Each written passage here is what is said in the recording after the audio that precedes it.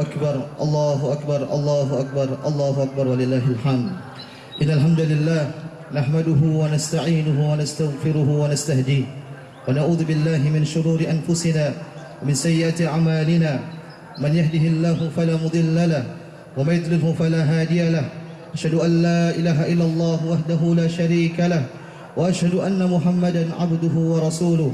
قال الله عز وجل: يا أيها الذين آمنوا اتقوا الله حق تقاته ولا تموتن إلا وأنتم مسلمون. يا أيها الناس اتقوا ربكم الذي خلقكم من نفس واحدة وخلق منها زوجها وبث منهما رجالا كثيرا ونساء واتقوا الله الذي تساءلون به والأرحام إن الله كان عليكم رقيبا. يا أيها الذين آمنوا اتقوا الله وقولوا قولا سديدا يصلح لكم أعمالكم ويغفر لكم ذنوبكم ومن يطع الله ورسوله فقد فاز فوزا عظيما. أما بعد، معاشر المسلمين، أوصيكم ونفسي بتقوى الله فقد فاز المتقون. الله أكبر الله أكبر الله أكبر الله أكبر الله أكبر walillahil hamd. Ma'asyiral muslimin, sidang salat Idul Adha yang semoga dirahmati Allah Subhanahu wa taala. Sungguh tidak ada yang pantas untuk membasahi lisan-lisan kita, dan juga tidak ada yang pantas untuk memenuhi hati-hati kita di pagi hari ini kecuali dengan pujian-pujian, kalimat-kalimat pujian kepada Allah Subhanahu wa taala dan rasa syukur kita kepada Allah Subhanahu wa taala. Sungguh semua kenikmatan yang kita rasakan pada pagi hari ini semua adalah murni pemberian Allah Subhanahu wa taala. Allah Subhanahu wa taala berfirman, "Wa ma bikum min ni'matin faminallah." Dan tidaklah satu pun nikmat yang telah kalian dapatkan kecuali datang dari Allah Subhanahu wa taala. Kemudian saking banyak nikmat Allah Subhanahu wa taala yang Allah berikan kepada kita sampai-sampai kita tidak akan mampu menghitung nikmat tersebut. Allah Subhanahu wa taala berfirman, "Wa in ta'uddu ni'matallahi la tuhsuha." Kalau kalian mencoba menghitung nikmat-nikmat Allah Subhanahu wa taala, maka kalian tidak akan mampu untuk menghitung nikmat-nikmat tersebut. Allahu akbar, Allahu akbar, Allahu akbar, Allahu akbar walillahil hamd. Ma'asyiral muslimin, sidang salat Idul Adha yang semoga dirahmati oleh Allah Subhanahu wa taala. Dan di antara nikmat yang Allah Subhanahu wa taala berikan kepada kita, yaitu Allah Subhanahu wa taala masih memberikan kita kesempatan untuk bisa bertemu dengan hari-hari yang sangat agung, hari-hari yang sangat mulia. Bahkan Ibnu Rajab menyatakan hari terbaik sepanjang masa, yaitu 10 hari pertama bulan Dzulhijjah. Nabi sallallahu alaihi wasallam pernah bersabda, "Ma min ayyamin ahabbu ma min amalis salih ahabbu ila Allah min hadhil ayyam." Kata Nabi sallallahu alaihi wasallam, tidak ada amalan saleh yang lebih dicintai oleh Allah Subhanahu wa taala melebihi amalan saleh yang dikerjakan di 10 hari pertama bulan Dzulhijjah. Maka para sahabat bertanya, "Wala jihadu ya Rasulullah?" Apakah amalan tersebut lebih baik daripada jihad di jalan Allah Subhanahu wa taala? Maka kata Nabi sallallahu alaihi wasallam, "Walal jihadu fi sabilillah." Bahkan amalan yang dikerjakan di 10 hari pertama bulan Dzulhijjah ini lebih mulia dibanding berjihad di jalan Allah Subhanahu wa taala. Kecuali satu, kata Nabi sallallahu alaihi wasallam, "Illa rajulun kharaja bi nafsihi wa malihi wa lam yarji min dzalika bi syai'." Kecuali seorang yang dia keluar dari rumahnya, membawa hartanya, membawa jiwanya, kemudian dia masuk ke dalam medan perang. Lantas di dalam medan perang tersebut akhirnya dia wafat dan harta-hartanya diambil oleh musuh. Inilah orang yang baru bisa mengalahkan amalan-amalan saleh yang dikerjakan di 10 hari pertama bulan Dzulhijjah. Kemudian ma'asyiral muslimin, kita telah diberikan kesempatan oleh Allah Subhanahu wa taala berjumpa dengan hari kemarin, yang hari tersebut adalah hari yang sangat mulia. Nabi pernah menyebutkan hari tersebut dengan afdalul ayyam yaumu Arafah. Hari terbaik di sisi Allah Subhanahu wa taala yaitu hari Arafah, di mana di hari tersebut para hamba pada jamaah haji disyariatkan untuk berdoa meminta kepada Allah Subhanahu wa taala. Dan alhamdulillah kemarin kita telah melalui hari tersebut dengan banyak beribadah kepada Allah Subhanahu wa taala. Kemudian terkhusus pada hari ini ma'asyiral muslimin, ternyata Allah Subhanahu wa taala masih memberikan kita kesempatan untuk bisa hidup, untuk bisa beribadah dan beramal saleh di hari yang sangat mulia ini, yaitu tanggal 10 Dzulhijjah. Yang kata Nabi sallallahu alaihi wasallam, "Inna min a'dhamil ayyami 'inda Allah tabaraka wa ta'ala yaumun nahar."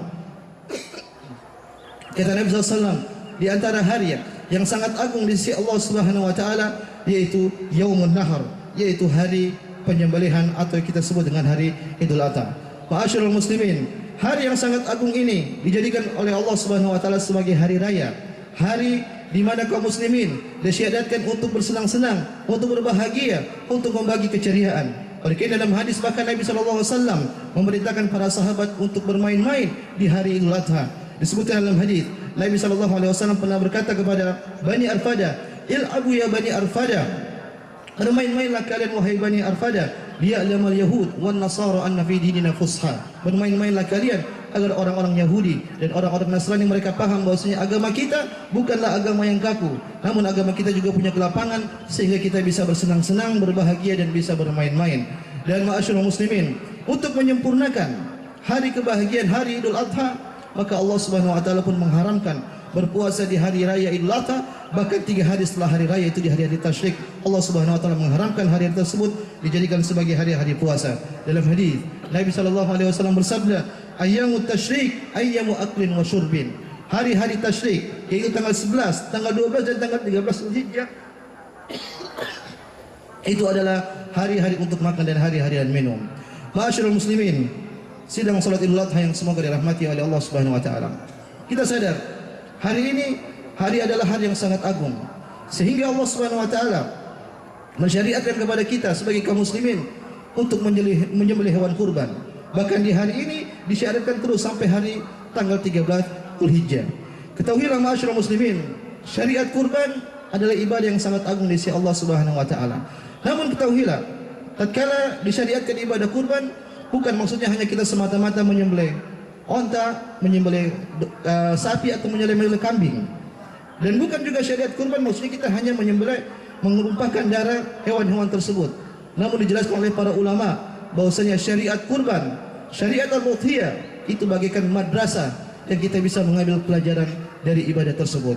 Ma'asyiral muslimin, maka pada kesempatan kali ini saya ingin menyampaikan beberapa hal yang disebutkan oleh para ulama tentang madrasah Idul Adha, hal-hal yang bisa kita ambil pelajaran dari ibadah Idul Adha. Yang pertama, ma'asyiral muslimin, sidang salat Idul Adha yang semoga dirahmati oleh Allah Subhanahu wa taala, ibadah kurban mengajarkan kepada kita untuk kita bertauhidkan Allah Subhanahu wa taala. Karena dengan ibadah kurban kita belajar untuk kita menyerahkan ibadah kita sepenuhnya hanya untuk Allah Subhanahu wa taala. Kita menyembelih hewan bukan untuk makhluk, tapi kita menyembelih hewan hanya untuk Allah Subhanahu wa taala. Mungkin dalam Al-Qur'an Allah Subhanahu wa taala berfirman kepada Nabi kita Muhammad sallallahu alaihi wasallam, "Qul inna salati wa nusuki wa mahyaya wa mamati lillahi rabbil alamin." Katakanlah wahai Muhammad, sesungguhnya salatku, kemudian sembelihanku, hidupku dan matiku hanya untuk Allah Subhanahu wa taala.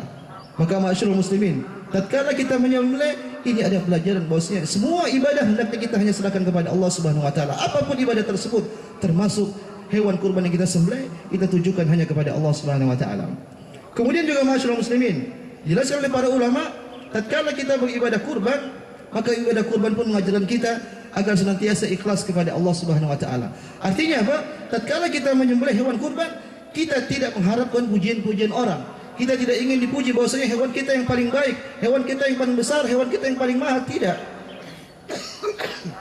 Tapi kita berkurban murni hanya untuk Allah Subhanahu wa taala. Kita berkurban mencari keridhaan Allah Subhanahu wa taala. Ketahuilah, sebesar apapun hewan yang kita kurbankan, tidak akan sampai daging-daging tersebut kepada Allah Subhanahu wa taala. Tidak akan sampai darah-darah tersebut kepada Allah Subhanahu wa taala. Tapi yang sampai kepada Allah Subhanahu wa taala yaitu ketakwaan kita. Tatkala kita menyembelih hewan kurban, maka ketakwaan itulah yang sampai kepada Allah Subhanahu wa taala. Allah Subhanahu wa taala berfirman, "La yanalallaha luhumuha wala dima'uha, walakin yanaluhu taqwa minkum." Kata Allah Subhanahu wa taala, tidak akan sampai daging hewan kurban kalian kepada Allah Subhanahu wa taala dan juga darah hewan kurban kalian kepada Allah Subhanahu wa taala, tapi yang sampai kepada Allah Subhanahu wa taala yaitu ketakwaan kalian. Maka ma'asyiral muslimin, niatkan sejak sekarang tatkala kita hendak berkurban nanti atau esok hari atau nanti di hari tasyrik, niatkan murni hanya untuk Allah Subhanahu wa taala. Niatkan murni untuk mencari keridhaan Allah Subhanahu wa taala. Ma'asyiral muslimin, sidang salat Idul Adha yang semoga dirahmati oleh Allah Subhanahu wa taala. Kemudian, di antara pelajaran yang kita bisa ambil dari madrasah Idul Adha, dari pelajaran dari ibadah hewan kurban, yaitu hewan kurban, melalui ibadah kurban kita belajar bagaimana cara mencintai Allah Subhanahu wa taala. Ma'asyiral muslimin, semua kita di tempat ini pasti mengklaim cinta kepada Allah Subhanahu wa taala. Saya, bapak-bapak dan ibu-ibu semua pasti mengklaim mencintai Allah Subhanahu wa taala. Namun Nabi sallallahu alaihi wasallam mendatangkan suatu hadis. Nabi menyebutkan al-bayyinatu 'alal mudda'i.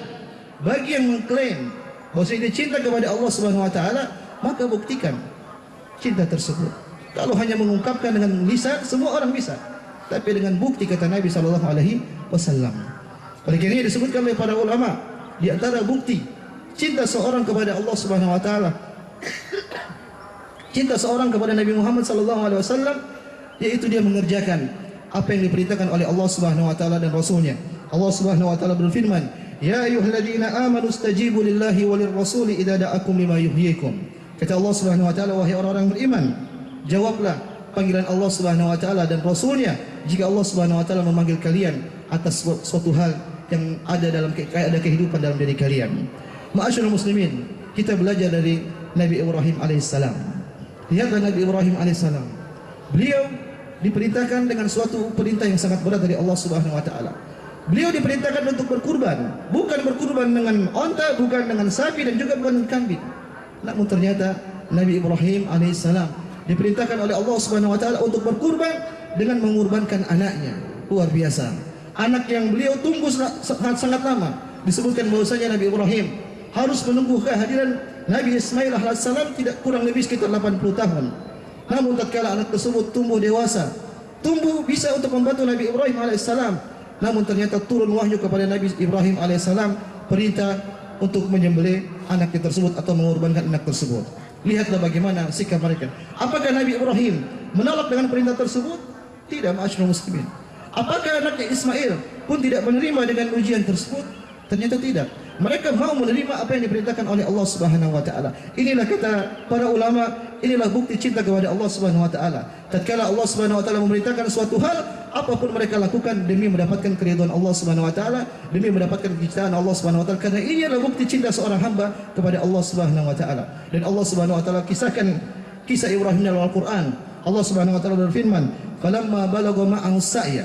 Tatkala Nabi Ismail telah mencapai umur yang matang, yang dia bisa membantu ayahnya itu Nabi Ibrahim alaihissalam, qala ya bunayya inni ara fil manami anni atbahuk. Wahai ayah anakku, aku bermimpi, kata Ibrahim alaihissalam, aku bermimpi aku menyembelihmu. Bagaimana pendapatmu wahai anakku? Karena Ismail tahu bahwasanya mimpi seorang nabi adalah wahyu, maka Nabi Ismail pun mengatakan, qala ya abati fa'al ma tu'mar.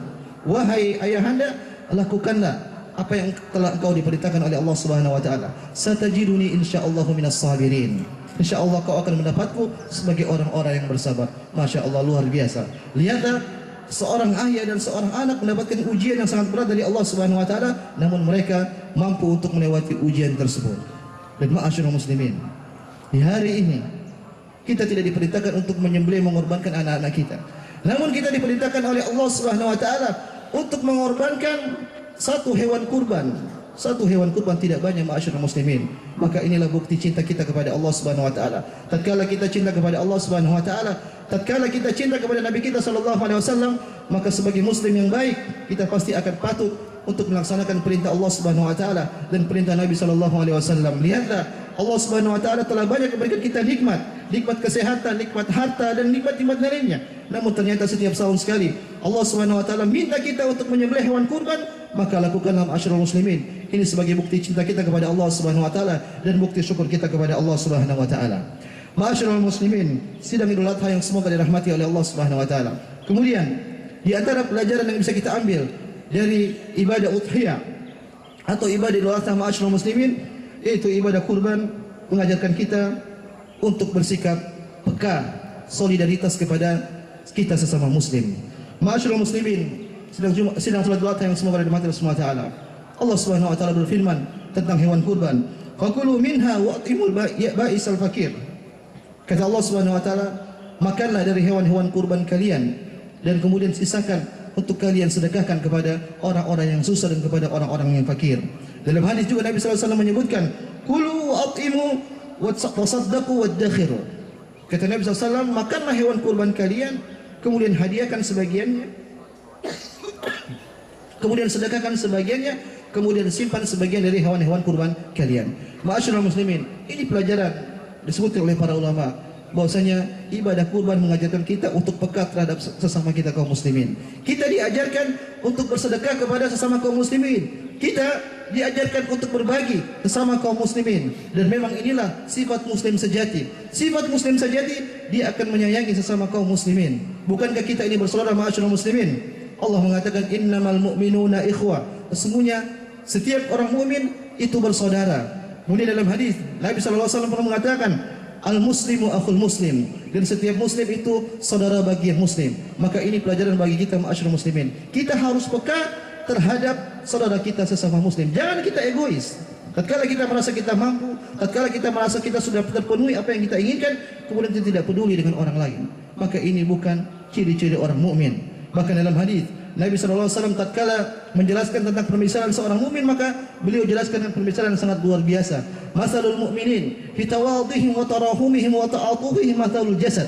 Kata Nabi SAW, permisalan orang-orang mukmin di antara mereka tatkala mereka saling menyayangi, saling mencintai, seperti jasad, kata Nabi SAW. Idza ishtaka minhu udwun tada'a lahu sairul jasadi bis-sahri wal humma. Tatkala jasad, salah satu jasad merasa sakit, maka semua tubuh pun akan merasa sakit. Maka demikianlah ma'asyiral muslimin, tatkala ada saudara kita merasa bahagia, harusnya kita pun merasakan kebahagiaan tersebut. Dan sebaliknya, tatkala saudara kita sesama muslim merasa mendapatkan musibah atau yang lainnya, maka idealnya pun kita pun merasakan kesusahan tersebut atau musibah tersebut. Inilah sikap muslim yang harus diberikan kepada setiap muslim yang lain. Aqulu qawli hadza wa astaghfirullah li wa lakum wa lisairil muslimina min kulli dhanbin wa khati'ah wastaghfiru innahu wal ghafurur rahim.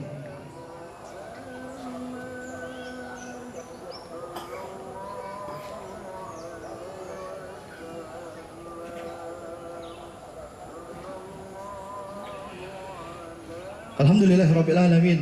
Wassalatu wassalamu ala atammanil akmalani ala al-mab'uthi rahmatan lil alamin wa ala alihi wa ashabi ajma'in. Ma'asyiral muslimin, sidang Idul Adha yang semoga dirahmati oleh Allah Subhanahu wa taala. Kemudian pelajaran yang terakhir yang ingin saya sampaikan pada kesempatan khutbah kali ini berkaitan dengan ibadah udhiyah, yaitu ibadah kurban, mengajarkan kita untuk meninggalkan segala bentuk kezaliman. Ma'asyiral muslimin, mengenai penyembelihan hewan kurban, Nabi SAW pernah bersabda, Innallaha katabal ihsana ala kulli syai'. Sesungguhnya Allah Subhanahu wa taala telah menetapkan kebaikan atas segala sesuatu. Fa idza qataltum fa ahsinul qitlah. Kalau kalian hendak membunuh, maka bunuhlah dengan cara yang baik. Wa idza dzabhtum fa ahsinudz dzibha. Kalau kalian hendak menyembelih hewan, maka sembelih dengan cara yang baik. Bagaimana caranya, kata Nabi sallallahu alaihi wasallam, wal yuhid ahadukum syafratahu falyurih dzabihatahu. Hendaknya kalian sebelum menyembelih, kalian menajamkan dulu pisau kalian, kemudian kalian tenangkan hewan kalian, barulah kalian sembelih hewan kalian. Dalam riwayat yang lain, ma'asyiral muslimin, dalam sebuah hadis, Nabi SAW pernah melihat ada seorang sahabat yang dia menajamkan pisau di depan hewan kurbannya. Maka tatkala Nabi SAW melihat hal tersebut, Nabi pun marah. Nabi menegur sahabat tersebut. Nabi mengatakan, afala qabla hada, kenapa kau tidak tajamkan pisaumu sebelum ini? Aturidu antumitaha mautatain, apakah kau mau menyembelih atau membunuh hewan kurbanmu ini dua kali, yaitu kau bunuh perasaannya dulu, kemudian kau bunuh jasadnya. Ma'asyiral muslimin, ini adalah dalil yang menunjukkan bahwasanya tatkala seorang menyembelih hewan kurban, maka hendaknya dia menyembelih dengan cara yang baik. Pelajaran disebutkan oleh para ulama, kalaulah kepada hewan saja kita diperintahkan untuk tidak berbuat zalim, kita harus berbuat baik, lantas bagaimana dengan sesama umat manusia, bahkan kita mengkerucut ke sebagai kaum muslimin. Maka ma'asyiral muslimin, tidak boleh kita berbuat zalim kepada orang, tidak boleh kita menumpahkan darah orang, tidak boleh kita memukul orang, tidak boleh kita mengambil kehormatan orang dengan kita menggibahinya, tidak boleh kita mengambil harta orang secara zalim tanpa hak. Maka ini semua bentuk kezaliman yang dilarang oleh Allah Subhanahu wa taala. Allah Subhanahu wa taala pernah mengatakan, inni haramtu dzulma ala nafsi wa ja'altukum bainakum muharraman fala tadzalamu. Kata Allah Subhanahu wa taala dalam hadits qudsi, wahai hamba-hambaku, sungguh aku telah haramkan kezaliman pada diriku, dan kemudian aku haramkan juga kezaliman kepada kalian. Maka janganlah kalian berbuat zalim di antara kalian. Sekali lagi ma'asyiral muslimin, kalaulah kepada hewan kurban kita tidak boleh berbuat zalim, maka lebih utama lagi kita tidak boleh berbuat zalim kepada umat manusia. Oleh karena ma'asyiral muslimin, orang-orang yang berbuat zalim sesama kaum muslimin atau sama umat manusia, ini orang nanti dia akan menyesal pada hari kiamat. Karena Nabi SAW pernah bersabda, "Adz-dzulmu dzulumatun yaumal qiyamah." Kezaliman itu adalah kegelapan nanti pada hari kiamat. Kata para ulama, maksudnya adalah hutang yang pasti harus akan dibayar pada hari kiamat. Oleh karena dalam hadis disebutkan nanti ada orang-orang yang mereka adalah orang-orang yang bangkrut. Yang Nabi SAW pernah sampaikan kepada para sahabat, wahai para sahabatku, atadruna manil muflis? Wahai para sahabatku, tahukah kalian siapa itu orang-orang yang bangkrut? Siapa itu orang-orang yang failit? Maka kata para sahabat, al-muflisu fina man la dirhama lahu wala mata'. Orang yang muflis, orang yang bangkrut itu orang yang tidak punya harta dan tidak punya kekayaan. Maka Nabi SAW pun membenarkan mereka. Nabi mengatakan, al-muflisu man ya'ti yawmal qiyamati bi salatin wa siyamin wa zakatin wa ya'ti qad syatama hada wa qadama hada wa akala mala hada wa daraba hada wa safaka dama hada. Kata Nabi SAW, orang yang bangkrut, orang yang pailit itu bukan orang yang tidak punya harta, namun mereka adalah orang-orang yang datang pada hari kiamat dengan membawa pahala yang banyak. Mereka membawa pahala puasa, pahala salat, pahala zakat dan pahala-pahala lainnya. Namun yang jadi masalah pada tatkala mereka hidup di dunia, mereka pernah menzalimi orang, dia pernah menumpahkan darah orang, dia pernah memukul darah orang, dia pernah merampas hak harta orang, dan dia pernah merendahkan kehormatan orang. Maka kata Nabi SAW, orang seperti ini nanti dia akan disidang pada hari kiamat. Bagaimana cara persidangannya? Maka orang-orang yang dia pernah zalimi tadi akan diambil kebaikan dia, kemudian lemparkan kepada orang-orang yang dia zalimi. Kalaulah orang ini kebaikannya sudah habis, orang yang zalim kebaikan sudah habis, maka orang-orang yang dizalimi tadi diambil keburukannya, kemudian dilempar kepada orang yang menzalimi. Maka ma'asyiral muslimin, hati-hati dengan perbuatan zalim. Jangan sampai kita berbuat zalim kepada sama kaum muslimin, apalagi kepada semua orang. Maka kalau kita berbuat zalim, minta kehalalan sejak sekarang, sehingga nanti kita bisa selamat pada hari kiamat. Sekali lagi ma'asyiral muslimin, kalaulah kepada hewan saja kita tidak boleh berbuat zalim kepada mereka, lantas bagaimana sama manusia, apalagi kepada kaum muslimin. Ma'asyiral muslimin, inilah yang bisa kami sampaikan pada khutbah kali ini, beberapa hal pelajaran dari ibadah kurban.